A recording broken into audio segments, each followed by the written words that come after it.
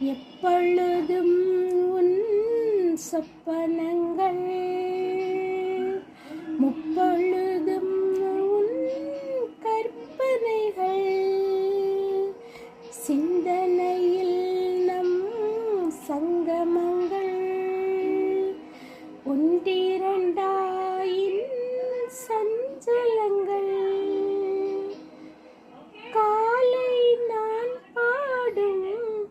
காதல் பூபாலம் காதில் கேட்காதோ கண்ணாயின் நாளும்